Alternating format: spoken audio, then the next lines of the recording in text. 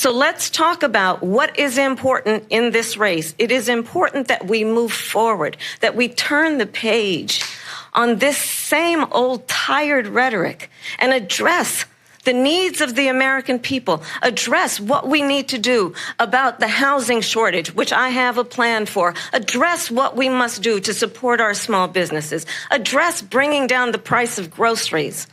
But frankly, the American people are exhausted with this same old tired playbook. Excuse me.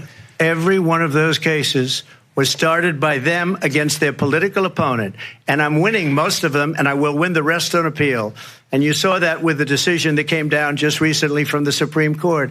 I'm winning most of them. But those are cases, it's called weaponization. Never happened in this country. They weaponized the Justice Department. Every one of those cases was involved with the DOJ, from Atlanta and Fani Willis to the Attorney General of New York and the DA in New York, every one of those cases.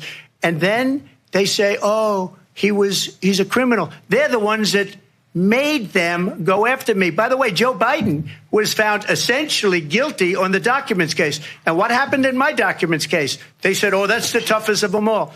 A complete and total victory. 2 months ago, it was thrown out. It's weaponization, and they used it, and it's never happened in this country.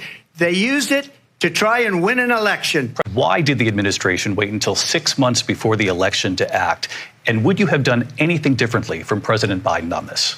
So I'm the only person on this stage who has prosecuted transnational criminal organizations for the trafficking of guns, drugs, and human beings.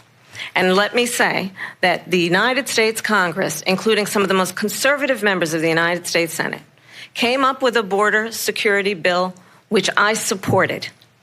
And that bill would have put 1,500 more border agents on the border to help those folks who are working there right now overtime, trying to do their job. It would have allowed us to stem the flow of fentanyl coming into the United States. I know there are so many families watching tonight who have been personally affected by the surge of fentanyl in our country.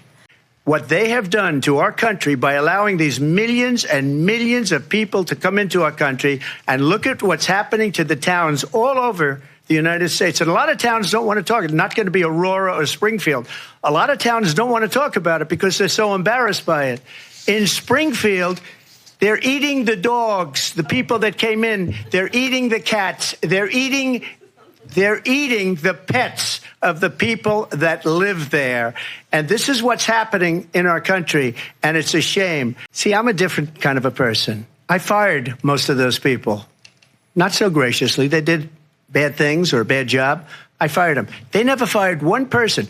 They didn't fire anybody having to do with Afghanistan and the Taliban and the 13 people. And I got to know the parents and the family. They didn't fire. They should have fired all those generals, all those top people, because that was one of the most incompetently handled situations anybody has ever seen. So when somebody does a bad job, I fire them.